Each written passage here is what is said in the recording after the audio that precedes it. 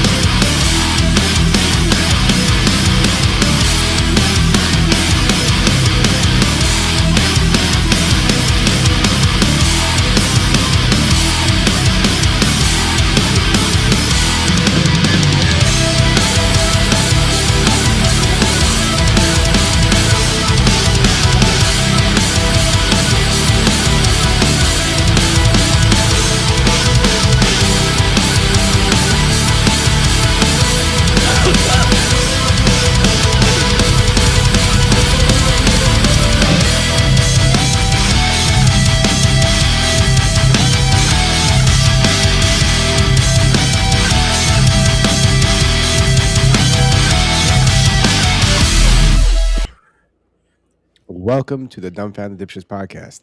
I am Mike. That is Ryan. We are your dipshits of the evening. What's up, dipshits? Welcome back again. Another Wednesday night. It's 9:30, and we're about to get into some dipshittery again. We're actually on TikTok again. Yay! Yay! We'll be nice the first maybe 10 seconds. Let's not curse in the very beginning here. Let's not, I'll try not to curse. I'm going to end up stuttering a lot because of it. I'm sure some curses are perfectly fine, but, who knows? And to be safe, let's not use the words fuck, shit, cunt, or any of those words. Okay. Oh, shit. You forgot to hit the beep. The beep, man. The beep. We don't beep. Hold on. I'll type beep in the chat. Beep. There's the beep. Beep. What's up, mother beepers? So you named the episode. That's because of that new legislation, the psychedelics. Yeah. Ibogaine didn't kill Michael Jackson, right? That wasn't what killed him? No, propofol.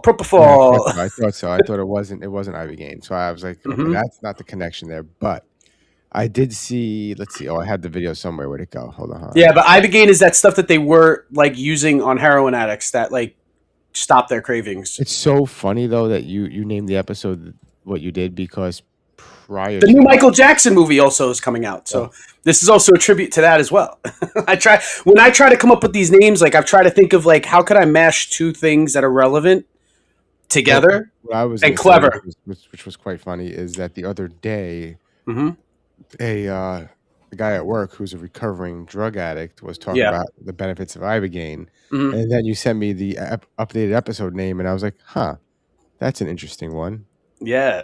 I know it's cool if I get the Just instant fix it. LOL. Like, so I'm like, all right, it's approved. Come on, there we go. See, YouTube has a good setup when I make it for us to look like it's Yeah, it's in the of middle, course. and then I don't know if you could see the portrait what size as well, how it makes perfect sense. It's all Yeah, the ratio's there. The ratio's and on point. like But listen, YouTube knows what they're doing, man. YouTube knows what they're doing. That's why we're on you. That's why we've been on YouTube. That's why we started on YouTube.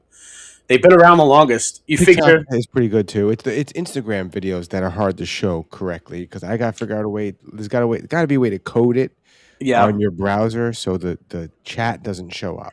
Well, Meta's got to figure that out Comments. because Reels is on Instagram and Facebook, and they Yeah. just got to figure that whole model out. Well, here's our first video, and we'll watch it and then we'll react. Yes. Let's see what happened this week on the news. Why is there no volume? Dramatically. What did you? What the volume was on? It was on. I swear. Let's try again. Pleased to announce historic reforms to dramatically accelerate access to new medical research and treatments based on psychedelic drugs. In many cases, these experimental treatments have shown life-changing potential for those suffering from severe mental illness and depression. There's more than 5 million people that are addicted to opiates right now in this country.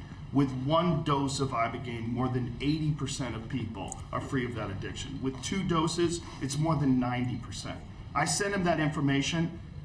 The text message came back, sounds great. Do you want FDA approval? Let's do it. Pleased to announce historic reforms.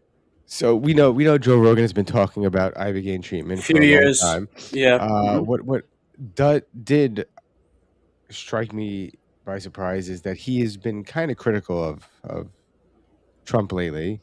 As a bunch of people have, but Yeah, he's also had people who were critical of him. He had Mamdani, who's probably the most prevalent one. You know, He was on the podcast.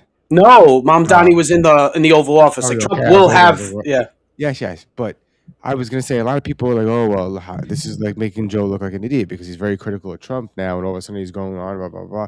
And it's like, guys, he saw an opportunity to help veterans and other people suffering from PTSD and addiction by legalizing or starting to do research on Ibogaine. It's not a bad thing. It's a step in the right direction. yeah. But I don't think he's gonna stop talking shit though. I mean, it's his job to talk shit. Yeah, basically, right? yeah, pretty It's much. his job to talk. And listen, you're gonna call a spade, right? You know, honestly, like, you know, if Trump is fucking up in some respects, you gotta say it. And that a lot of MAGA motherfuckers are jumping ship because of it, or now they're former MAGA. You know, I think I sent you a few videos about that too, but or maybe I didn't. I'm not sure, but I definitely did want to bring it up that, you know, now you know, and I'm not going to say it started with Tim Dillon. However, Tim Dillon's been like super hypercritical since As he should be. I mean, Yeah. he kind of always has, though. I don't think he was like ever a big supporter. He liked some of the things they were doing and Yeah. what they were saying, but I think it's more of the left's narrative, thinking that he was a supporter because, yes. like, when the campaign was going on, he said, "How how bad could it be?"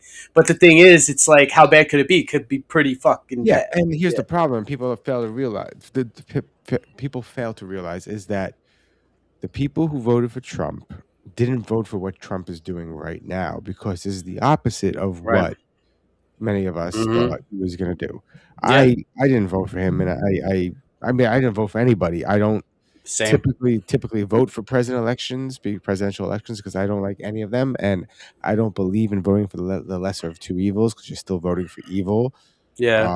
I think it's more important to vote in your hyper local first. Like, people really don't show up for like their city council or county council. Yeah, people don't show up for those things. Yeah. It's more people need to show up to that, but I don't vote on that either. I don't really give a shit, to be honest. Anarchy, Mike, anarchy. No, I'm kidding. It's not even that. I think. No, I'm kidding. I like Joe Rogan's idea and letting AI take over the whole. Oh God, no! Please, no. Thing. That's just inviting the Terminator into your home, man. Yeah, but I mean, the checks and it'll all add up at the end versus what's happening now, theoretically. Well, like you see. I don't know if I sent this to you either. Damn it, Mike! It's all slipping my mind. Yeah, we didn't really send a lot of things to each other this week. I was very Yeah. busy at work. I didn't have a chance, and I like every time I saw a video, I meant to send it, and I never did. And then sometimes you could click away and you lose it forever. Yeah, I know. I hate that, dude. You should be able to scroll back to whatever you Well, sat on for longer than 2 seconds. on Facebook, you can go to your Reels search history or view history and find it. Unfortunately, it was not on Facebook. On Instagram, I don't think you can do it. On YouTube, you can do it. Nah, TikTok, I don't know. Instagram lost forever. TikTok lost forever. Unless by chance I remember some like one of the names in the person's like one of like at least part of their name. Yeah. Then it'll autofill, which is cool because I have found like, oh wow, I just scrolled past this. Let me go look back at it and like, damn, like I shut the app off, it's gone. But wait, this person was, I don't know, dumpster something or like, so Marvel freak or whatever, and it's like, oh, I remember that. So if I type that in, then I'll get their whole. You sent me you sent me this, and this made me go. I thought it was awesome. What? What? There's no sound. What? Are they singing? Yeah. No, that guy in the middle is dedicated to my role, bro. He's been there. He's like. What'd you say? They're all committed to it. I think what they need to do is just watch out that they don't end up on that missing list too. Wow. The missing list. A lot of scientists are going missing or have gone missing since 22, right? So now the count is at like 11 or 12, and it's starting to get concerning. I mean, I'm a little freaked out by it. Thank God I didn't become a scientist. You know what I mean? Because comic books would have definitely influenced me to become like a Reed Richards or a Bruce Banner, but instead, I went the Wolverine route and just blue-collared it. Just so you know, you're peaking a little bit on your mic. Am I? Oh, yeah. I'm not that close. See, I tried to lower, see if I could manually lower it, but I just lowered the volume of you in my ear, but not in the video. I'll do 2 fists. Yeah, you're good. All right, cool. So scientists going missing. I think I have a video about that. Well, I have multiple videos about that. Let's see. I definitely want to be part of the next Stephen Hawking parade, though. Yeah, me too. I'm down. It looks fun. Yeah. Could you rent one of those? I think so. Like rolly chairs? I don't see why not. Here's the next video. And I do apologize because it's Instagram, so it's cutting off half the video on the portrait side of things. But let's just can we preface this that she's now number 11 of the 12? Yes. And what this, I'm sorry, but there's certain times where things become a pattern, and when you have 11, 12, maybe more, because they didn't notice the pattern until recently. Yeah, there could be more. Scientists that have died under weird circumstances, whether it be suicide or gone missing. Like, some of them aren't even found. There's 8 of them that they don't know where they are. This is an old story, but the guy allegedly crashed into a tree at full speed, but he was also driving an electric car. So they think the conspiracy theory is that someone gained control of his vehicle, hacked his shit, forced it to crash into a tree at 120 miles an hour. Dude. And as we know, these EVs, like, they accelerate pretty quick, and that he could have just easily been going 40 miles an hour and just somebody hit the fucking button. Now let's see what this is about. He was like, if you haven't had a U.S. government agent come to you and say, stop, shut the fuck up, stop, shut the fuck up. If that hasn't happened, they're going to let you do it. They're waiting. There are SSP motherfuckers that are fucking twiddling their thumbs. Like, is Amy not going to publish soon? Gah, we've been influencing this bitch forever. Doesn't she know we want her to publish? Jesus. Like, there's multiple people doing that right now. And on the other side of the fence, there's multiple parties looking at each other like, didn't we tell this bitch 3 years ago that we kill people for this? Is she not listening? What is she doing? She's still doing it? What? We told her we were going to kill her 3 years ago. So I have these two different scenarios floating constantly in my life where I have people being like, do it, do it, do it. You're the one, do it. And then I have multiple people being like, they're going to kill you. Don't do it. They're going to kill you. I'm just saying, you know, it's strange. You know, So how did she die? She allegedly killed herself? Yeah. So she allegedly killed herself. She was 34. She was working on anti-gravity or gravity manipulation. I think they all were working on similar projects as well. It's fucking weird. Maybe it's just a really hard job and it leads to depression and anxiety from long hours or maybe while you're doing that kind of research, you realize the universe is just a simulation and you off yourself. Yeah, I mean that's in a weird way plausible. You know, like I don't disagree that any of the possibilities of any of this, except for just people just being like, you know, like individually having their own circumstances, right? Let's just say this guy was hiking and he really did trip and fall off a mountain. Let's say this person was depressed and they really did off themselves. Let's just say this, that, whatever, right?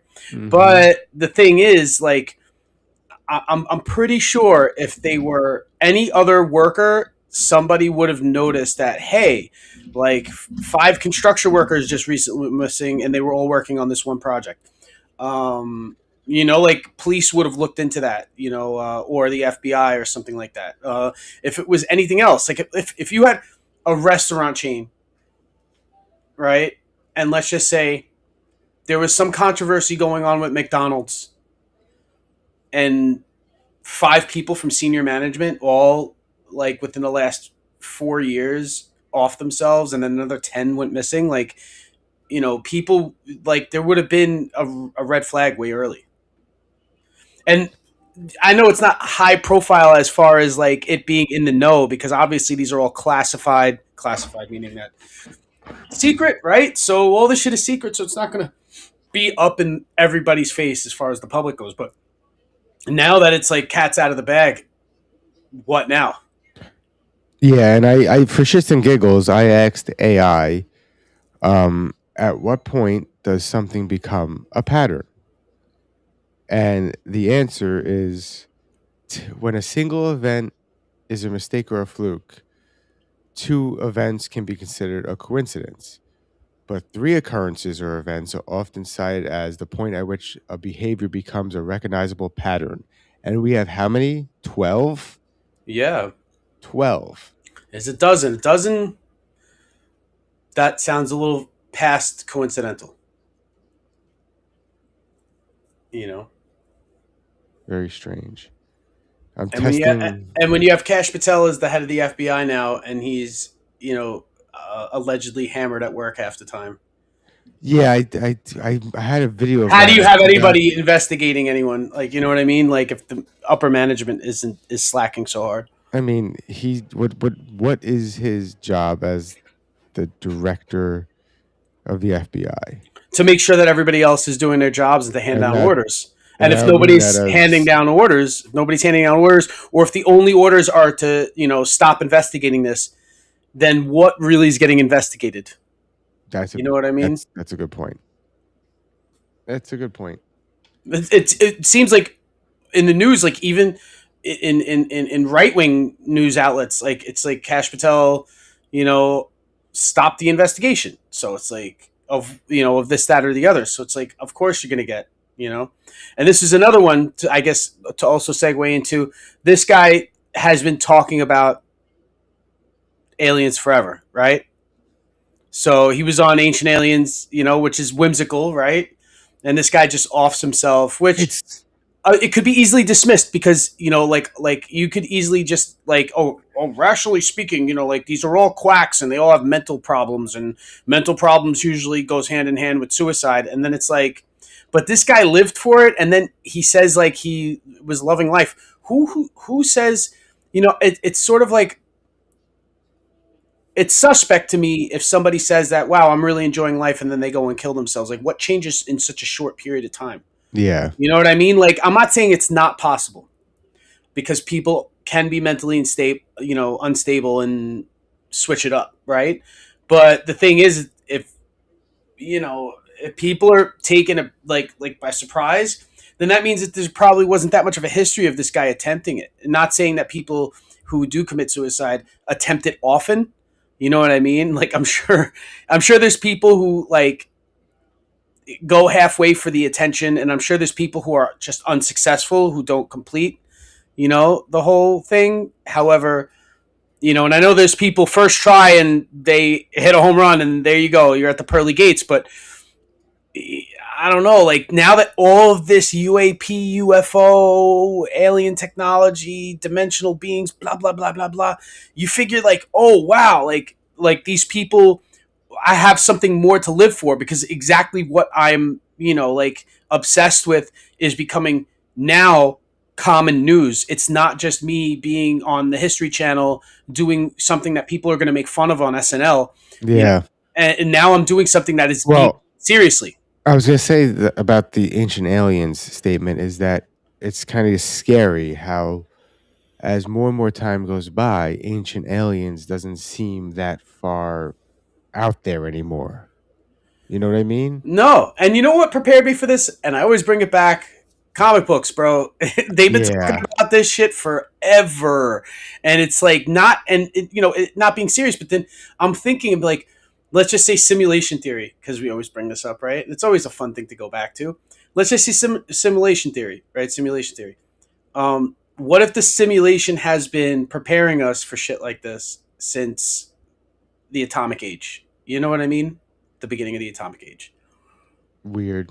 Because doesn't that go hand in hand? Like, like we start blowing up nukes, and then these weird things just start showing up, like a lot more than they had been. Like maybe they had been, but obviously, like we talked about ancient religions and stuff like that, having like, wow, but what if this is just how they explained aliens, and then they came up with these legends, like Norse gods. Well, what if they're one Greek and the same? gods? It didn't matter. They are the god. You know what I mean? What if it's all the same? And that's how that civilization explained it, right? So it's like, and now it's like these aliens that saw, that there might have been somewhat like of an advance earlier on, that obviously humans fuck everything up.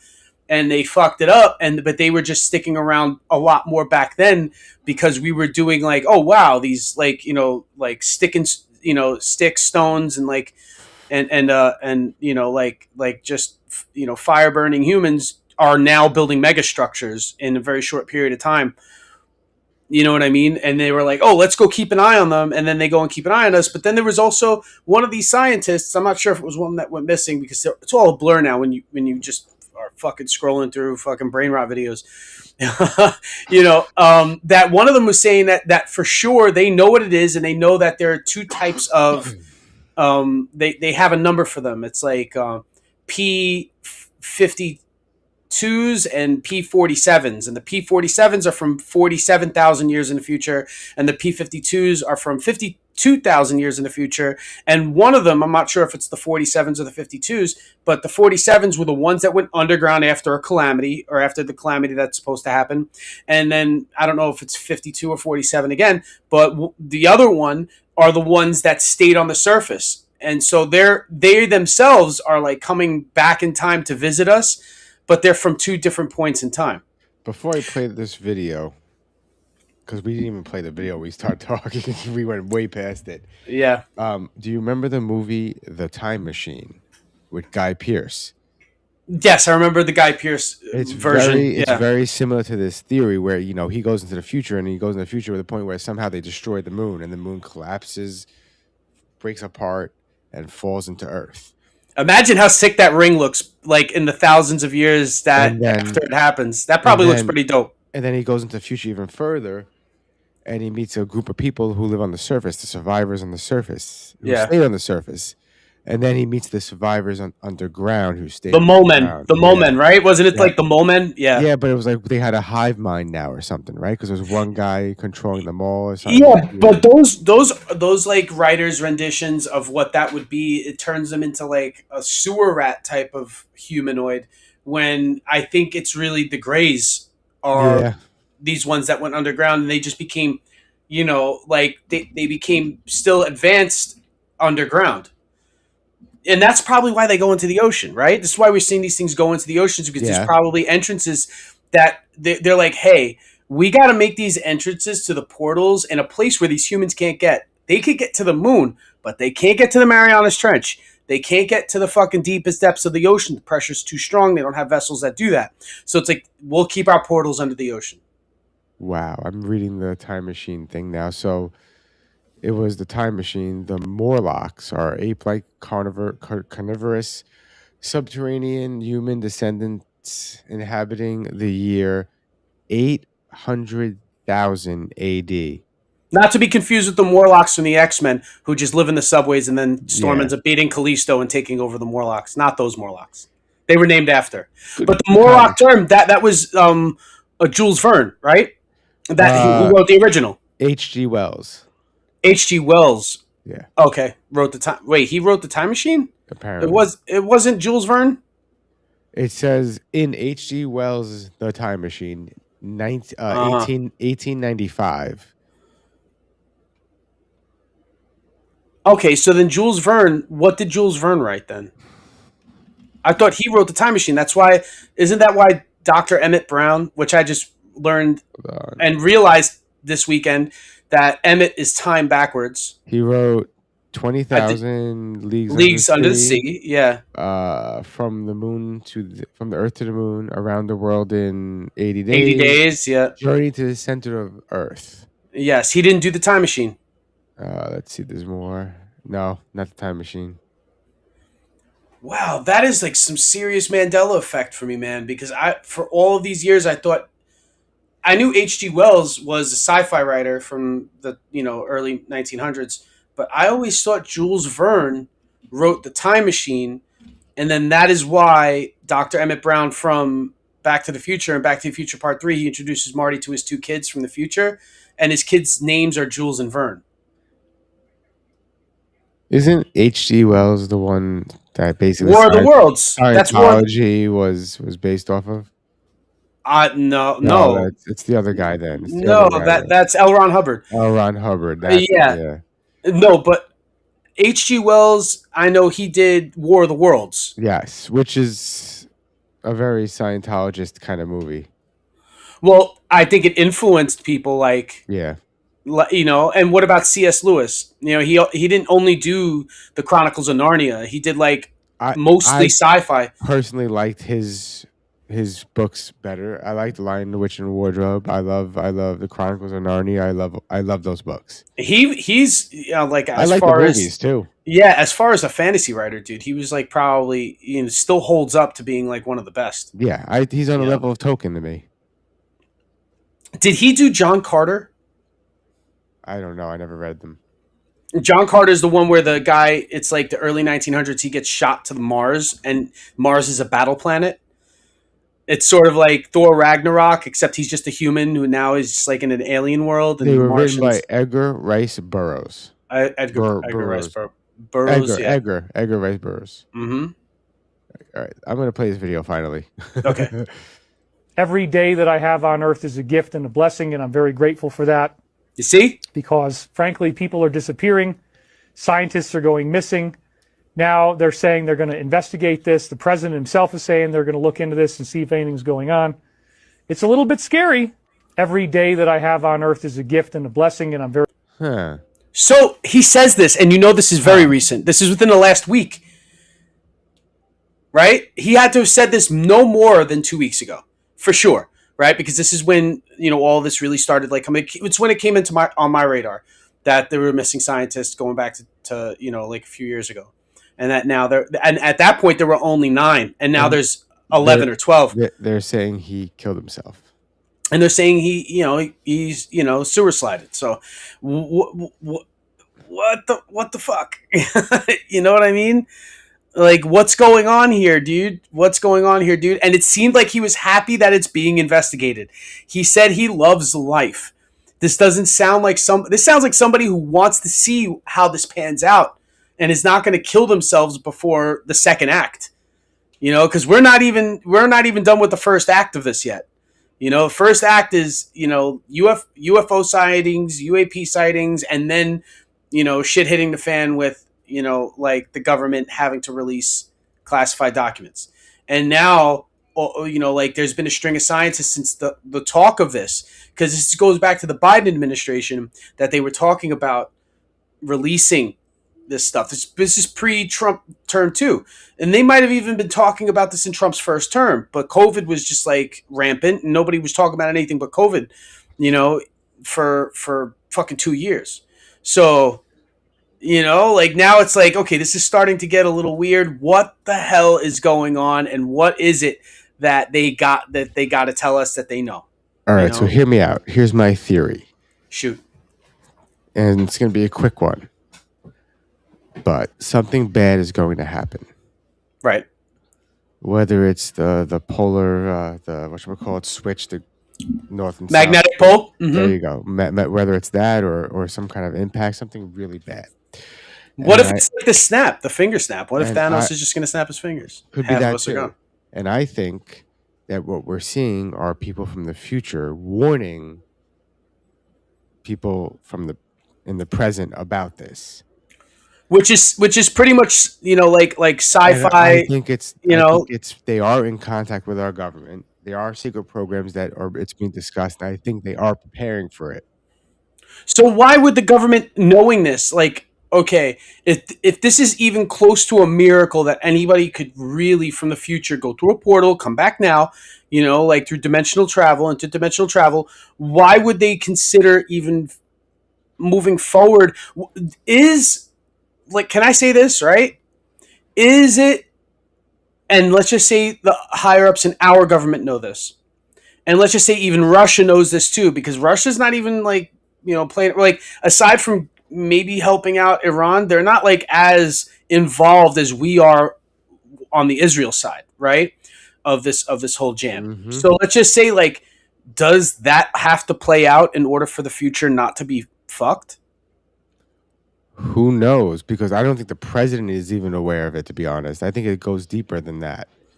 Well, I don't think he's aware of much. I think it's the super elites, and those are the people that basically run the governments, the Black Rocks, you know, those. So who gets to talk to these aliens? Who is take me to your leader? Who's the leader then? I don't think it's a take me to the leader. I don't think they're aliens. I think they're future humans. Even still, take us to your leader. Hold on.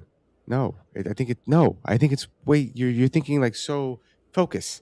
Okay. These are the survivors of that catastrophe, right? Yes, right. So they decide to go back in time to stop it or do whatever, but then they, you know, it could be the loop has to complete itself. Meaning, they go back in time and they're the ones we see to prevent it, but they're not. And by doing so, they created that path for themselves. So they didn't prevent it; they saved themselves. So they're just saving themselves. Oh, so they're just going to go to like their John Connor anchor being.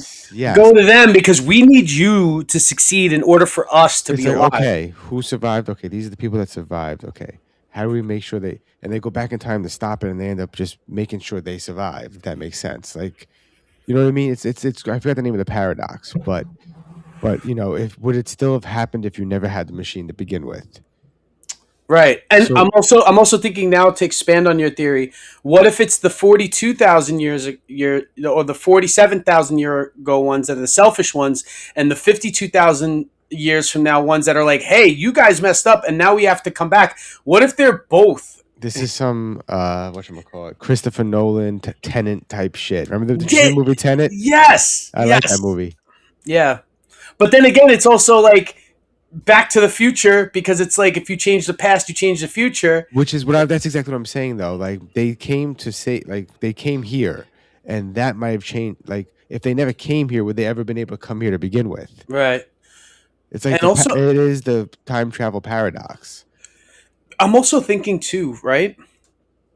If they're so hyper fixated on us and they're using this technology to come and see us, do we even talk to other beings? And like, have we contacted aliens yet?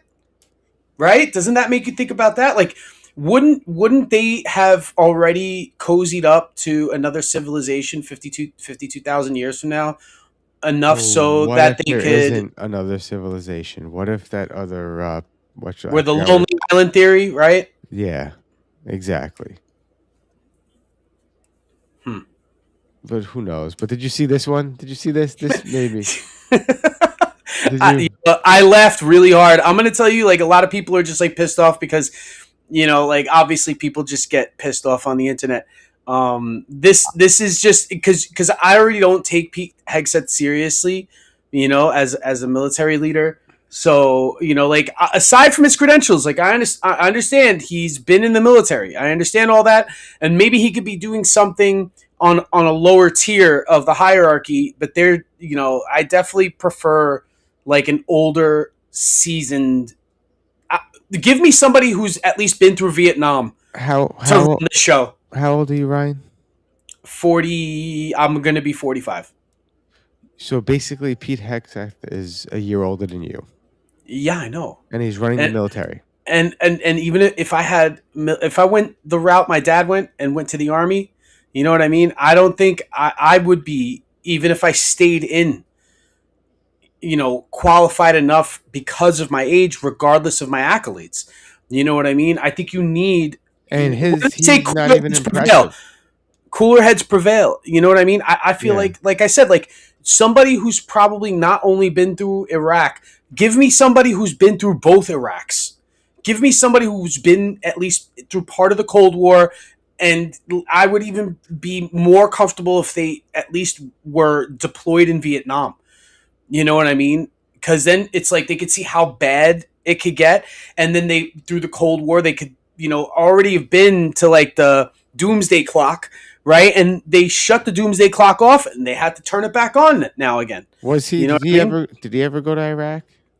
I think Iraq and Afghanistan. I mean, I could also be making that up, but like you, I mean, I'm just assuming you would have to have some sort of serious military experience in order for you to be the head of defense. He was a Minnesota Army National Guardsman.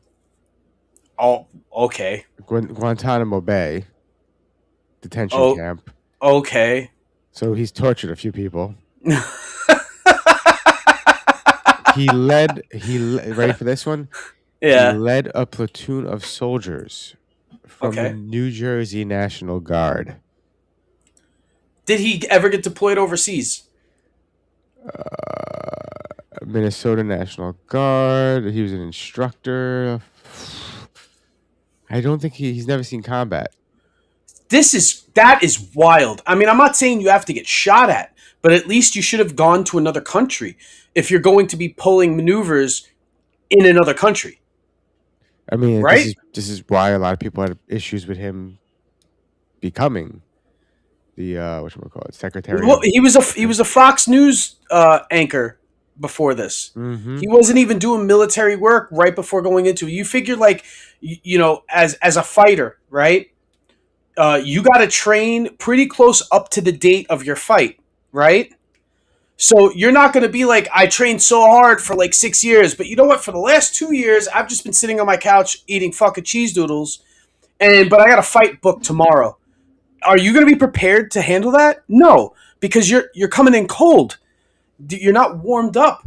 You're not, in the active. All right. Like practice. So according to AI, it says Pete Hegseth is a decorated combat veteran who served as an infantry officer in the Army National Guard with deployments in Iraq, Afghanistan, and Guantanamo Bay. So he did go to Iraq and Afghanistan. But then I didn't see that in the list of places he's been to, though. Let's see. Let's try this again. Military career.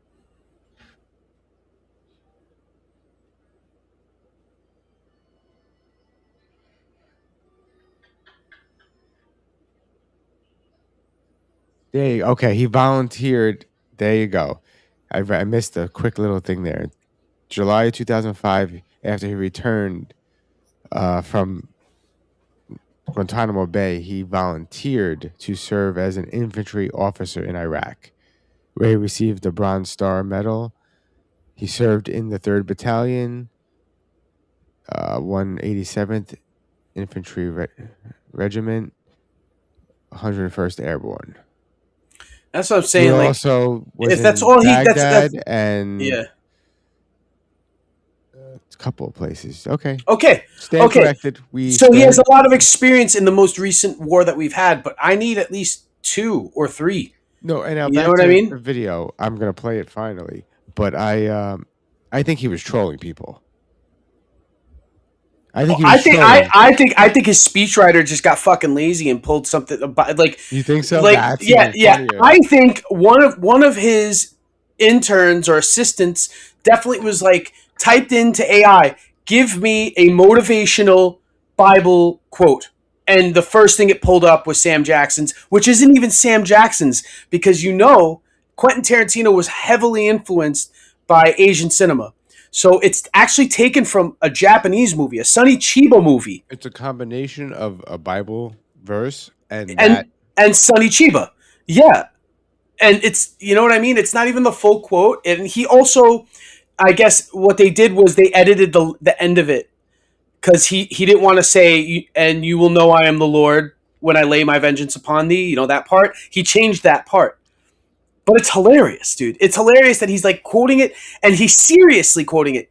That's why you think he's trolling, because when internet trolls troll, they try to be as convincing as possible to rage bait.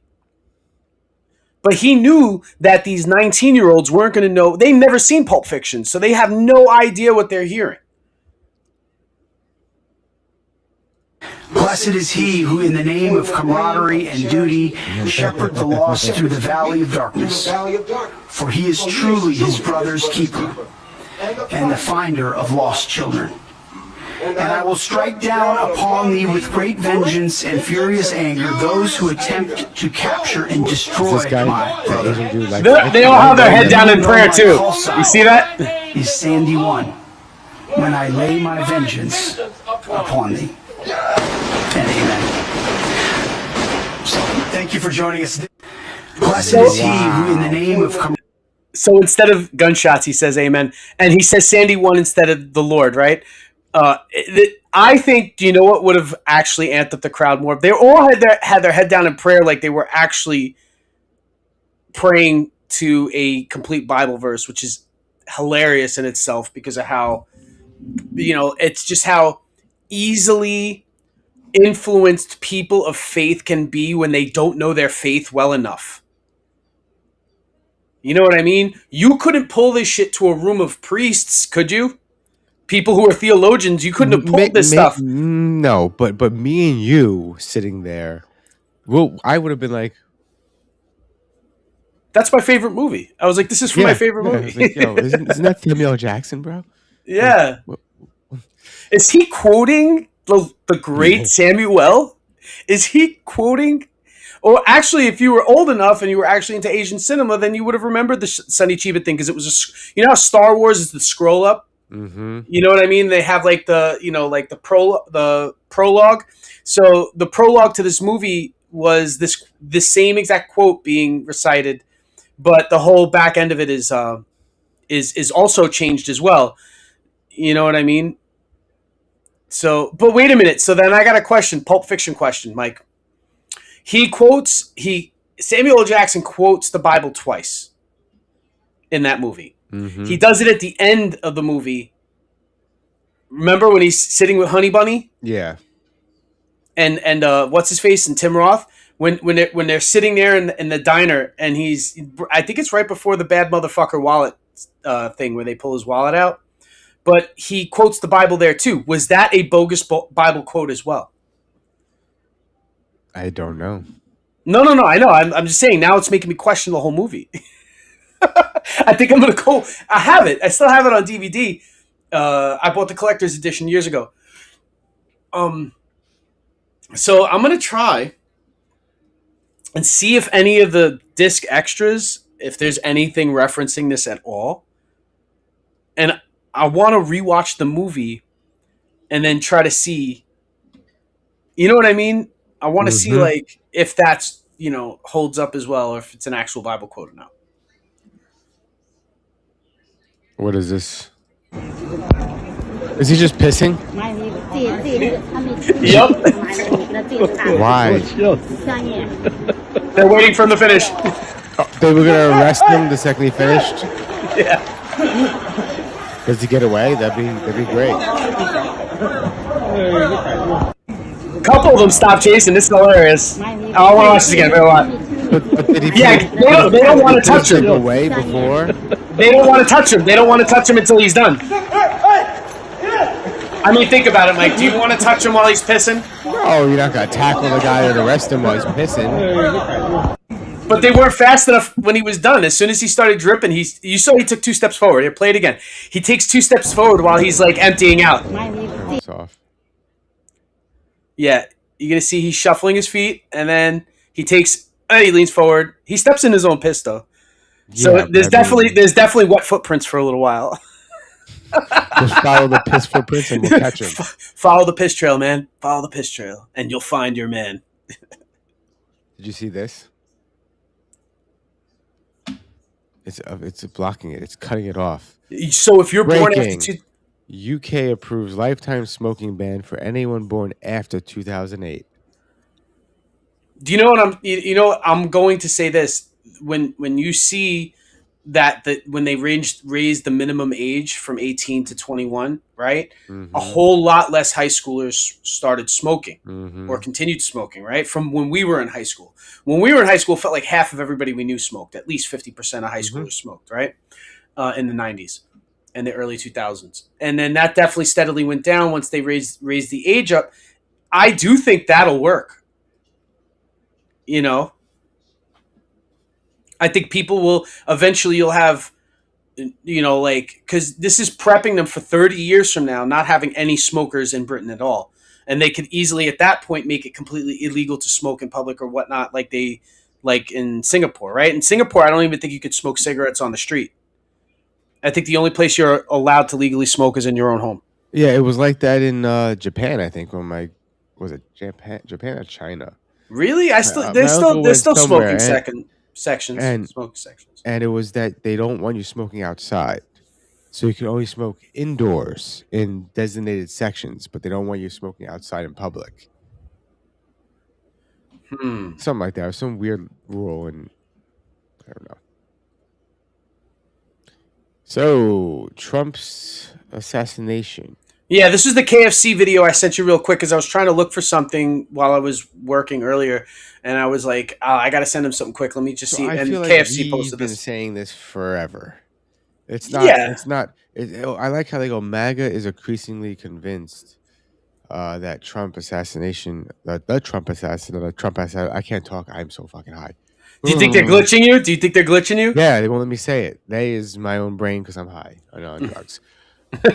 MAGA is increasingly convinced the Trump assassination attempt was staged.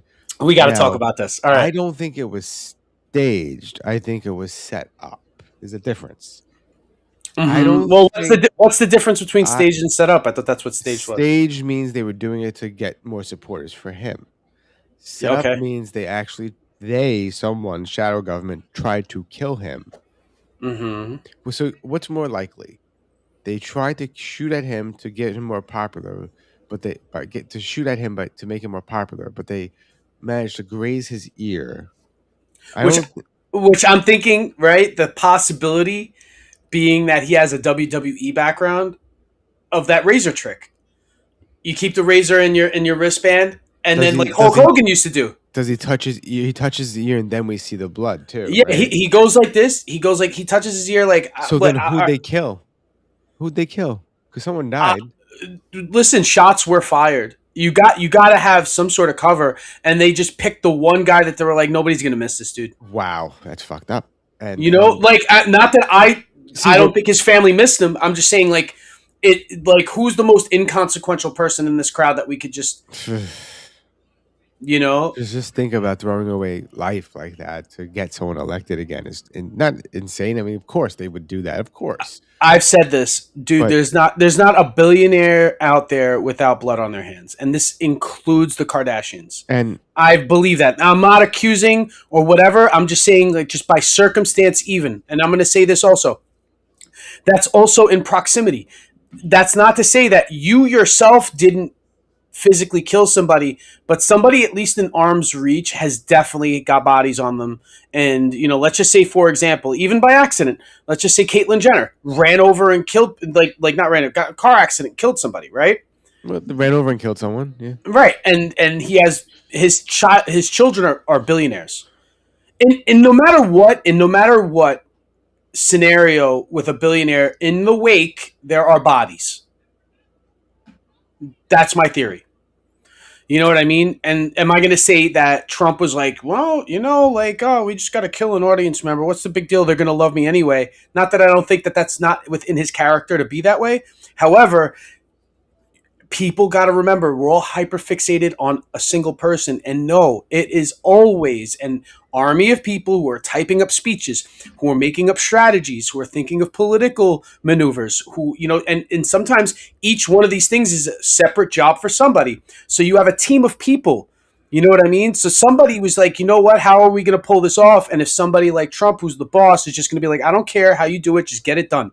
Because they know that through the separation of the command, you're absolving yourself of some of the responsibility if you delegated it to somebody else. So if you delegate something, you're honestly being like, I left that on the responsibility of Tom, and Tom is the one who did that. So Tom is the one who's going to go down. You know what I mean? And I think a lot of these people know the risk and know that, okay, at any moment this guy could fire me and or have me offed. You know what I mean? So some people are willing to take that risk in order to have that kind of gain. And I don't think anybody ever, it's like in these mafia stories, it's like, where is there ever in any of these stories a non-tragic ending where, Tony Montana gets blown away in his mansion, or like even in The Godfather, it's like Pops didn't die, but he was close to death after getting shot. Yeah, he died of a heart attack in a vineyard, years later. However, they did try to kill him. So it's like, that could have gone to fruition. In that story, he got lucky. And the thing is, in mob stories, it's like you could end up dead the same. It's like, like in real life. It's like, what gangster story ends with a Disney ending? Never. You end up like Pablo Escobar most of the time. You see what happens down in the cartels in Mexico. It's like nobody gets out of that. So it's like, what is government? You're in for really? life. You're in for life. Like if you're part of, the oligarchy, you're in for life. Let's see what this video has to say. Blood in, blood out. Regarding this conspiracy. Get your tinfoil hats out, folks, because even the MAGA freaks don't believe the Donald Trump assassination was real anymore. Wired you're not MAGA anymore. This article saying that even the most staunch Donald Trump supporters now believe that his assassination attempt was an orchestrated PR stunt for him to win the election. Now listen, the vast majority of us don't even need the tinfoil hat, okay? After we saw the alternate angles where you see cameramen and camerawomen, the press being ushered right into the middle of the stage while the crane drops the American flag right in for the perfect shot of Donald Trump raising his fist that's not weird. Right before the election. Like, the vast majority of people who function. But to the average Joe, they're going to be like sus about that. But the problem is that people died that day. Innocent lives were lost. So even the most conspiratorial person would have to say, wow, if this was a setup, they were willing to go to the darkest depths to pull it off. But even despite those circumstances, most people out there were thinking, like, there's something weird going on here. Well, the point of this article from Wired, though, is that even the far-right supporters are coming around on this theory.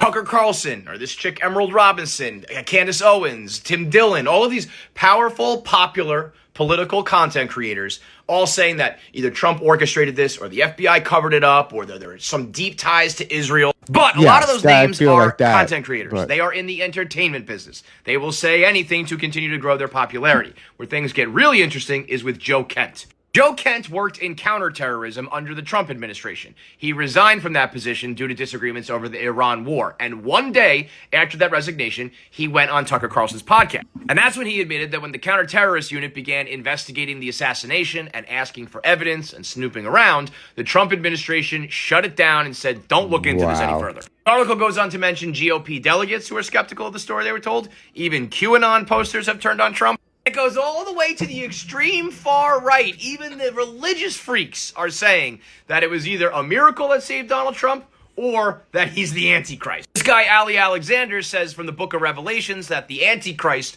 was mortally wounded and the fact that he survived it is why the whole world followed him. Sound familiar? Now, the point is not that I'm listening to the religious zealots and the far-right pundits. The point is that even if those people are turning on Donald Trump and they are beginning to question the bullshit that he feeds this country, then it's over for your boy. Now, when I say it's over for Donald Trump, I'm not saying he's going to be, like, impeached or he's going to step down tomorrow. What I'm saying is from a broad sense, from someone who watches the internet and looks at the trends and the movements, like, the revolution is over. The last couple terms, conservative influencers have been carrying his water because money and power and success and popularity came with being a right-wing influencer. Now that wave is coming to an end, no one's promoting this bullshit anymore.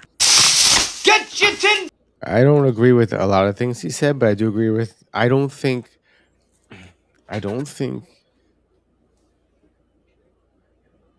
see, his house was scrubbed, the shooter. He had no silverware. It was very, very strange. So, I don't know. Yeah, I mean, also, all right.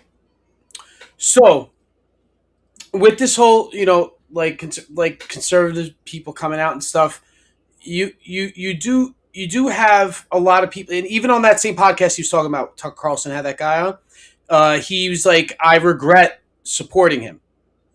You know what I mean? And he came out and said that he apologizes for it. You know what I mean? He's like, I'm in a great state of regret for whatever, for supporting this guy. So, like, if you have this out there where supporters are not,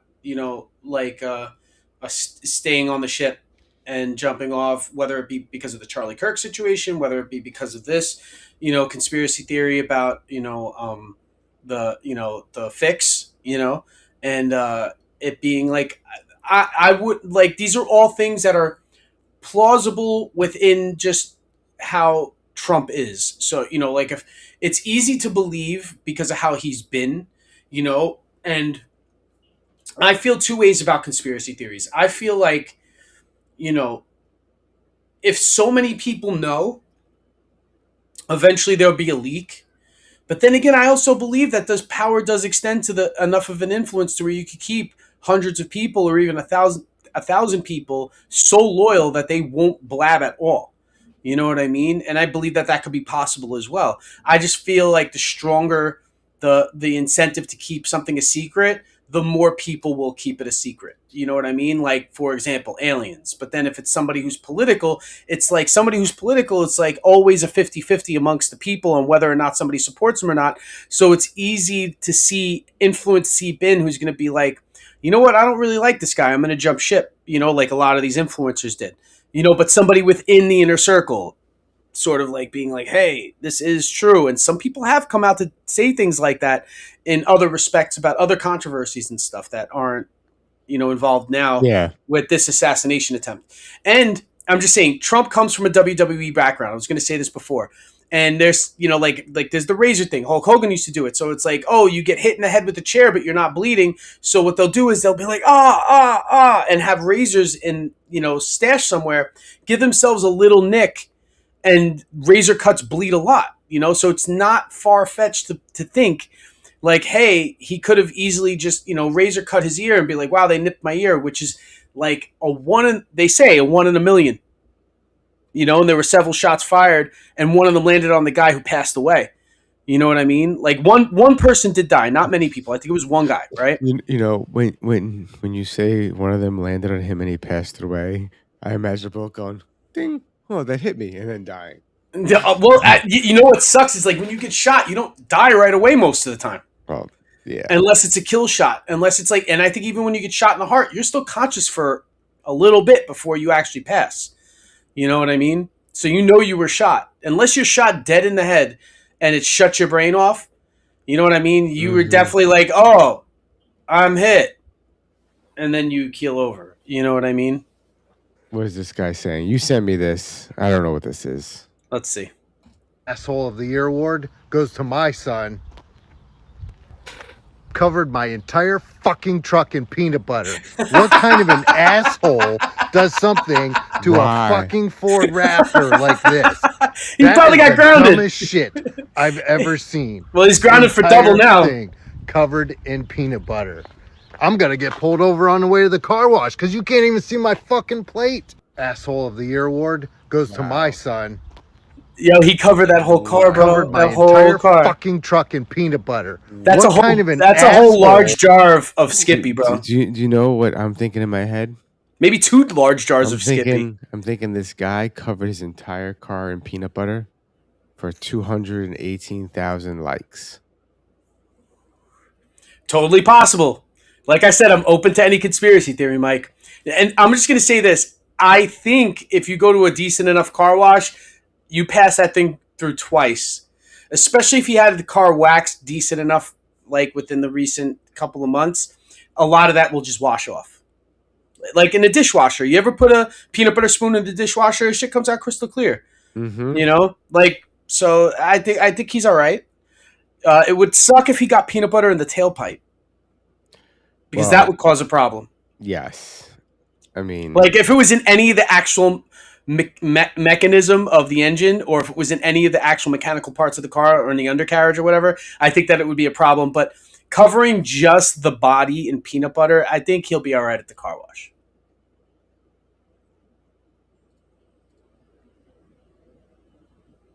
Oh, what's this? Underground City. The volume's on, you fuck. It's right there. It says it's on. It's Saturday, I believe. And here's the truck I've been driving for the last few days for Wilson Logistics.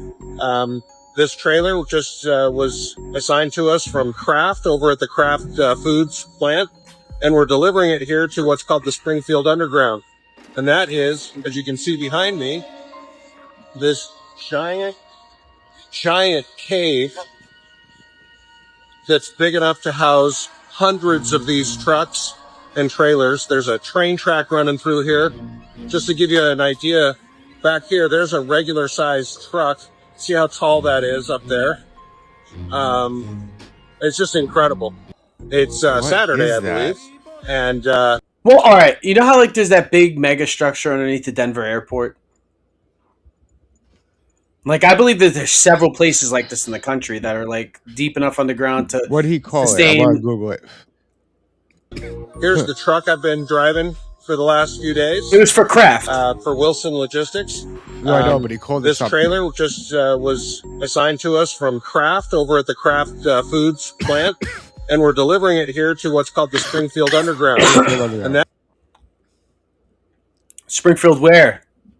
Is this like a Simpsons thing where we don't know which Springfield it is? Is it Illinois? Is it Maine? Yeah, but it's called the Springfield Underground. It's got to be something well known. And all right. Ooh, interesting. Let's see.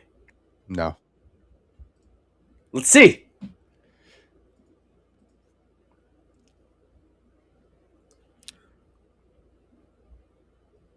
Sorry, I need a better image than this, but see photos.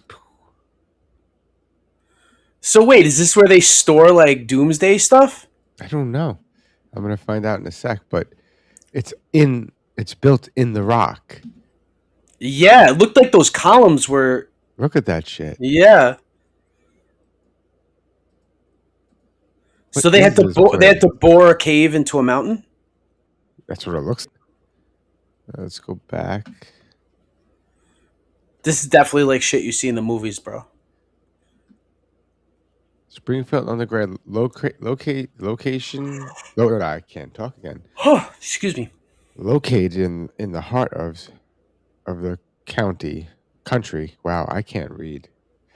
Springfield Underground has been solving our customers' problems with unique spaces for over 50 years.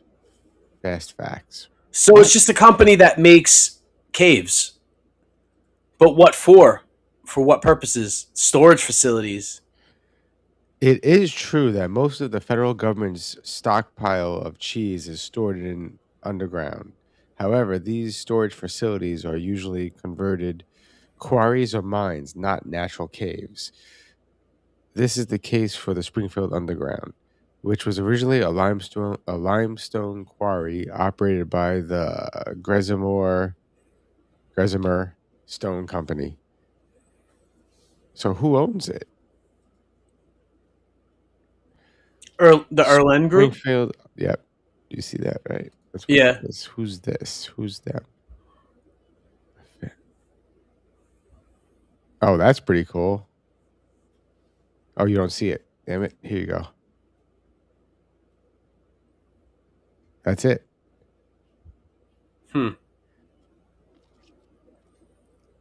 Yeah, but that could be used as bomb shelter, right? And obviously they're stockpiling food, like a lot of cheese. Like, okay, I understand the purpose of stockpiling oil. I understand the purpose of stockpiling precious metals. I understand the purpose of yada, yada, yada. You keep going and going and going, right?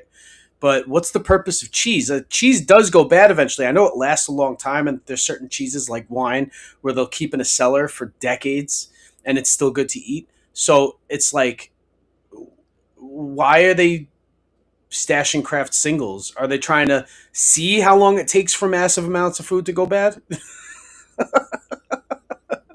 You know what I mean? Because in my refrigerator, I've had some pretty good refrigerators over the years, right? Some pretty high efficient, very cold, very low, decent humidity control, and I could keep cheese for a while, and I have, because I love cheese. I'm a cheese motherfucker, cheesy as fuck, right? Cheese motherfucker. That's right. I fuck mothers of cheese. So, bad joke.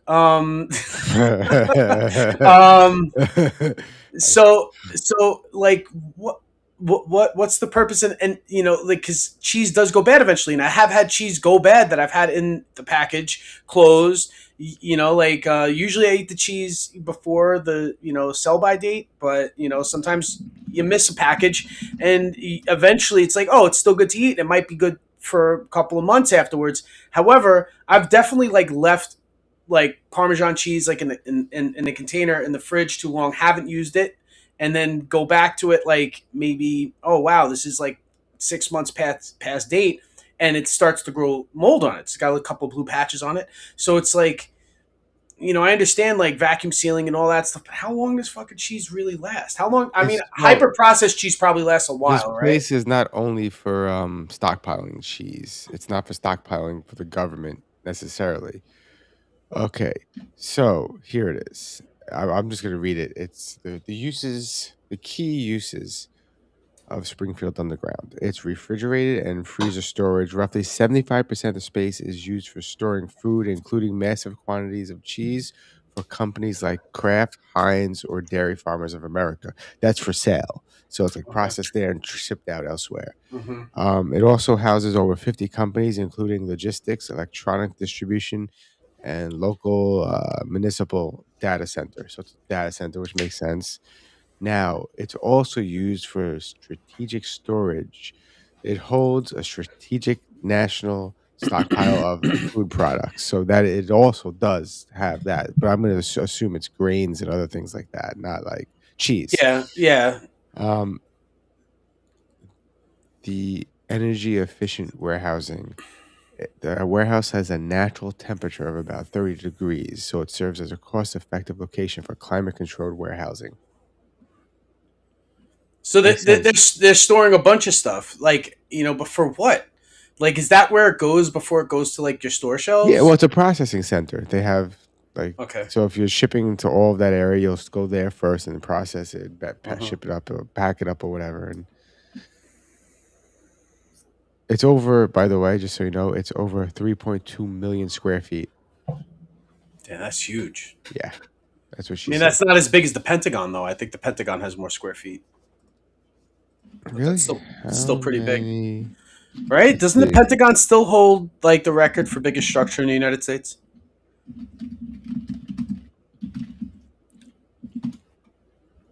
$6.6 million. Wow. Yeah.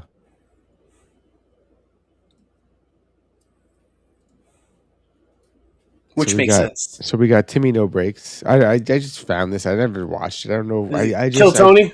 Yeah, but I don't know.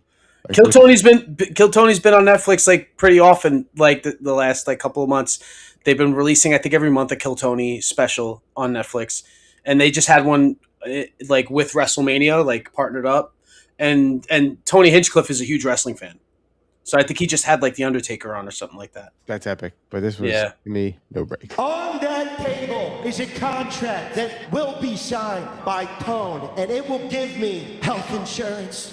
I will read from said contract. Timothy will appear on Kill Tone, where he will perform minutes, interviews, and like fuck Heidi and shit. In exchange for services rendered, he will get health insurance and most importantly, 10 panel appearances per year for the next 10 years or until I get SNL, okay? How do we fucking feel about that? Paul, let's sign the contract. Come over here. No. Why? What's your problem? Because I'm not signing a contract. You gotta sign this contract and I'm not doing the show anymore. I'm not signing the contract. Are you saying I'm off the show? You were a regular, and if you want to, I'll downgrade you to being a bronze ticket winner. You know what? Fuck you. Fuck you. I don't need this fucking show. I'm bigger than this show. I'm bigger than this fucking audience. You guys disgust me. Turning heel. He turned heel. Fucking slobs. And fuck you. Look at these pores up here. I can't even fucking see you. I get on a fucking chair to look at every one of you. Motherfuckers. Fuck you, Kill Tony audience. And fuck you, WrestleMania. I don't give a shit. Shut up.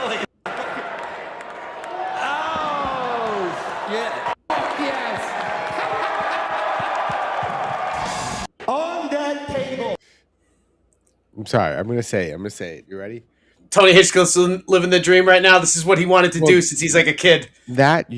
Sure. However, wrestling's gay, bro.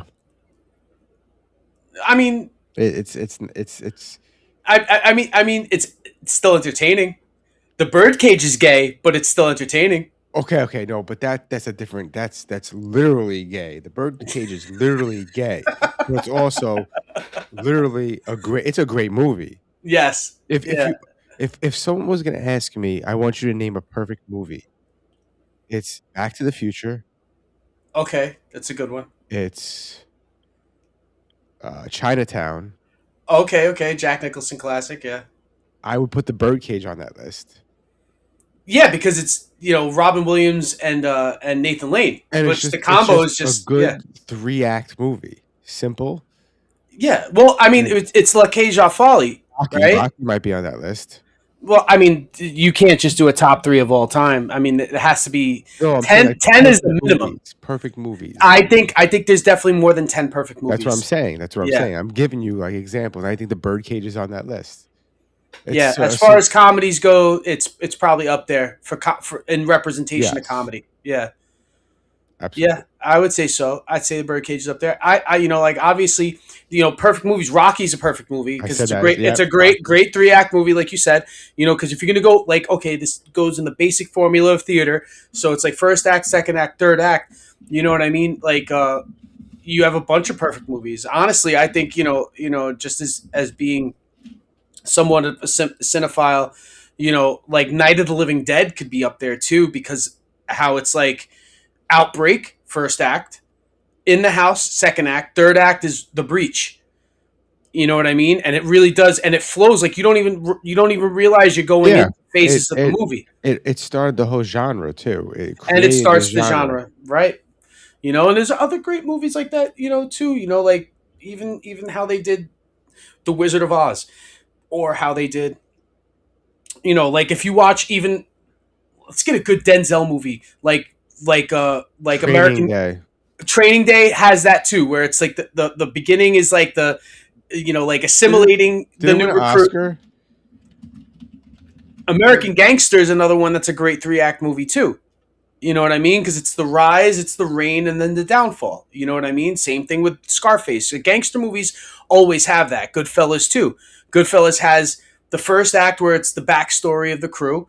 You know, and then the middle of So their here's a good lucrative. example. Here's a good example. I would say Goodfellas is a near perfect, great Yeah. movie. Great movie. It's almost a perfect movie. It's based on a true story, but they took some liberties to make it make sense. Change some names. However, I'd argue the reverse side of that is Casino is not a perfect movie. It's a good movie. It's too long. I feel Casino's too. It's a good movie, but it's too long. It's like it's like The Irishman. The Irishman is too long. Yes, you know, it's not only just too long, but like I didn't give a shit about Sharon Stone's character. Yeah, but you know, in the actual real life story, she does play a huge part, and you know, Rothstein's. I don't know if the acting just didn't do it for me, or just didn't like the character. But I don't know, just something I did. I was like, do you like Sharon Stone in anything though? The Quick and the Dead. She was really good in the. She was really good. Quick and the Dead. That's all right. Near perfect movie, not perfect movie. Near perfect movie, and it's not on a top list for anybody usually. I like the Quick. It's one of my favorite. Well, movies. Sam Raimi's great. Like I love Sam Raimi. You know, obviously, like Evil Dead when I was a kid, but then when he started doing actual movies, like that's why Spider-Man 2 is so great. Spider-Man 2 is so great because it is okay for a comic book movie. It's a perfect comic book movie, and for cinema, it is a near perfect movie because it falls within the 3 acts and it has all of the drama and it keeps you on the edge of your seat the whole time, which is what an action movie should be doing. Like the reason why we watch John Wick is because every scene changes to the next and it never gets boring. You know what I mean? So. You know, I don't know if any action movies falls into the whole, you know, perfect movie. I don't think there are any action movies except for Terminator 2 and Aliens. And I know both of them are James Cameron movies, so I'm like leaning James Cameron heavy. But as far as sci-fi action, those are the only 2 that I could say is up there in the perfect movie. Terminator 2 is a perfect movie. You know what I mean? Terminator 2 is a perfect movie. Even Terminator 1 was good. It's good. You're perfect. Terminator 2 is better than 1 though, for sure. Yeah, Terminator 2. You have the budget differences is I think insane as well. Yeah, I think the writing makes that movie, even though it has the steroid boost of the dawn of CGI. Because Terminator 2 came out and used the same CGI techniques as, let's just say, Jurassic Park, you know, to do the T-1000. And today's standards, it holds up because they didn't need much. To make somebody look like Mercury was way easier back then for them to do as opposed to like doing dinosaur scales. So 2 years later, when they come out with the dinosaur scales, they had refined the technique to actually do detail. But you didn't need much detail to do the T-1000. And a lot of that movie is still practical effects too. Okay, so example here is Terminator. Was $6.4 million budget. It's still pretty high for the 80s. Terminator 2 was $102 million budget. Yeah, because they were really banking on it being a mega hit. Yeah, and they hit a home run with that. They knew they were going to hit a home run too. It has one of my favorite notorious whoopsie moments in movies. All right, what's that? What's the whoops? The Terminator, Arnold's character is driving with John Connor in the motorcycle. Yeah. And then the truck, 18-wheeler, bursts through the wall, breaks off the edge overpass and slams down. You watch the front windows fall out. Forward, right. Mm-hmm. And they completely come out of the car. Yes. The next scene, he's driving the car, the windows are smashed, and he pushes and breaks through them to see. But you know what it is in the cut? Like, they were like, listen, we don't have the budget to do this again. So they said, let's just keep the shot.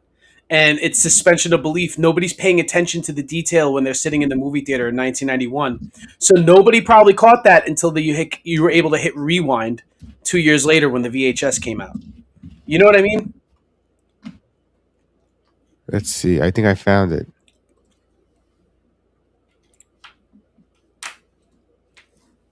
Let's see if I can find the part where it happens, though.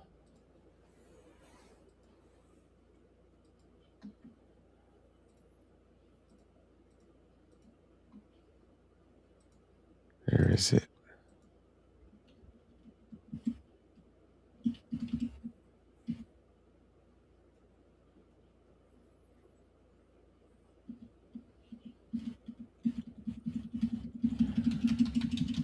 So I'm doing research. All right, I found it. Hold on, let's see.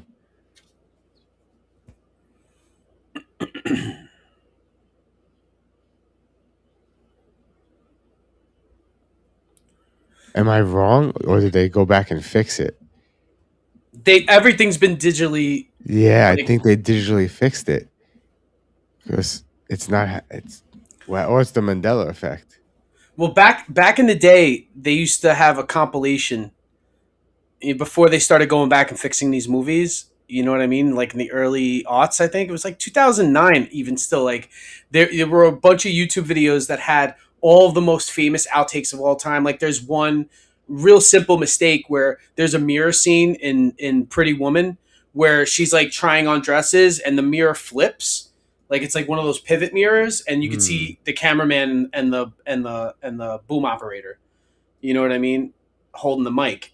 So, you know, like there would be a whole bunch of scenes similar to this from other movies where it would be like, oh, there was a person there, and then the camera switches for 2 seconds to the away shot, and then back to the front shot, and the person's like not there anymore. You know what I mean? Or the person's wearing a different shirt from one shot to the next, like it's a red shirt, green shirt. And it's like, hold on a second, wasn't there somebody with a red shirt standing there? And it was because they switched extras and didn't realize that people were going to catch that flub in the shot. You know? Are these guys breaking into a Scientology place? So have you been to Los Angeles? No, I've driven past this building a couple of times. But I've been past. I tried to like walk into the lobby of the one in the city. I don't know if it's still there. They do one in Manhattan. They do this at that one too. So it's storming the Scientology buildings, and it's a new trend. It's an internet trend. So it used to be like a couple of people were doing it, like they do, you know, like pedophile catching. It's for, you know, people would rush and be like, hey, you know, like at first it was questions. So somebody would walk up to the front desk and ask questions about Scientology and then end up trolling them, right? And then it went from that to people like going in and asking expose questions, you know, like, why do you do this? And why do you like hold people hostage? And why do you, and then it went from that to people, because people were just getting turned away at the door. And technically, because it's a religious institution, they're allowed to let, you know, they have to like let people in. You can't like lock the public out. So it went from that to people being like recognized as, okay, these guys keep harassing us. And then it went from that, from asking questions to people just opening the door and bum rushing and trying to see how far they could get in. Now people are like, oh, I made it 2 corridors down, or I made it to the office 10 when the last video I was only able to make it to office 3. So everybody's trying to challenge themselves, see how far into these buildings they could get. So there's one in LA that they do it to a lot. The one in New York that you're talking about, they do it to as well, like a lot of these viral trend videos. So now they up the ante. So used to be like 2 people, cameraman and mic guy. Now it's like groups of 10. Really? Yeah, and they try to like see like, oh, well, they had 3 security guards, so that there were 4 of us, and they were able to get all 4 of us. How about we do 8? Then. Let's do 8 the next time. Get out! Get out! Get out of the building! Get out of the building! Now! You're trespassing! Yeah, horns too. Go! Go up! Where are you going down for? Why are you going down? Wow.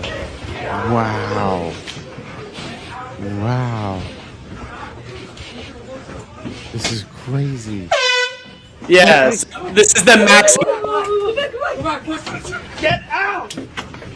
Get out! Get out of the building! Get out of the building! Now! You're trespassing! Get out of the building! Get out! Stop it! Get out! Just get out! Just get out! Thank you! Go! Get out! Go! But they didn't see anything weird. It's like, so I got a question. How long until like one of these kids get like shot or seriously hurt? You can't just shoot someone, can you? They're just running in your property. It's not and correct me if right? Well, that's LA. That's LA, I think. So correct me if I'm wrong, right? There is a difference between the level of trolling that you do when you're like a you know, like man on the street mic, like microphone guy, like going into a Scientology building, and then or you're just a group of raiders who are just running in and harassing. You know what I mean? Like honestly, like okay, I'm not trying to be the old man who's like, oh, these kids nowadays. But the thing is, it's like there's a different level of disrespect, and I'm not. And trust me, I don't believe any of that fucking, like zip zap alien sci-fi fantasy fucking bullshit that they believe in. I do believe a lot of the shit that Lisa Remini and people like her who have like left the faith like say that it's like like a cult, and this guy Miscavige is like a tyrant and all that stuff. It's like, okay, that's fine and all, you know what I mean? But the thing is, like, they've like are still the people who believe in it aren't like so much the ones at fault.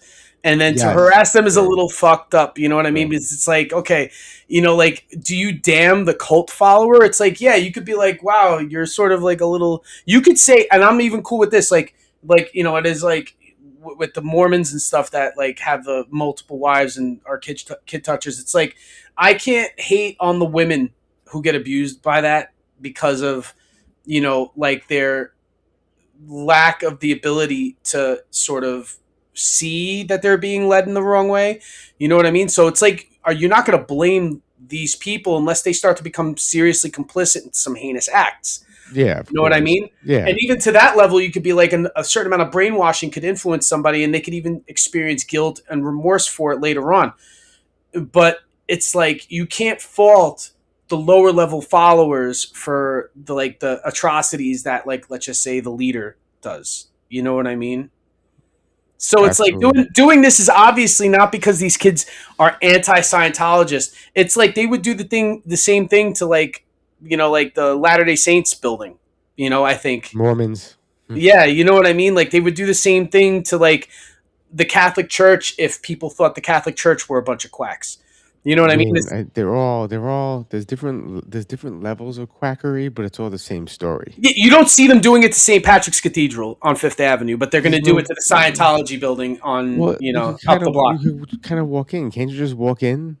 Yeah, you can just walk in. But the thing is, this is also another thing too, and I'm going to say this, like obviously like the bigger religions are more protected. You're going to get Jewish synagogues and you're going to get the Catholic Church and you're going to get mosques where the cops are going to actually show up. You know what I mean? Yeah. Like cops are going to show up to that and be like, "Hey, you can't harass people. That's actually like, like it's a hate crime." At that point, it's not so much a hate crime, I think, with the Scientologists, because I don't think the cops take them as seriously as they take like churches, mosques, and synagogues. You know what I mean? And Hindu temples and stuff like that. But yeah, I just think it's it's hilarious to watch. Don't get me wrong. I'm gonna click on it anyway. They got me. I clicked on it. You know what I mean? I didn't like it, but I clicked on it and I watched. It was entertaining. I mean, I'm surprised no one got shot yet, but that's in due time. I think somebody's gonna get seriously hurt eventually. We hope for the best, and be careful when you are raiding a church. Yes, raid churches safely, please. Use all safety precautions. Churches safely. All right, dipshits. Another episode in the books. Me and Mike, thank you for fucking watching, and watch our clips and engage, comment, and send us videos if you guys got anything you want us to react to. I'm Ryan. That's Mike. We're the dipshits, and we'll see you dipshits later. Peace out, Mike. Good night. Peace.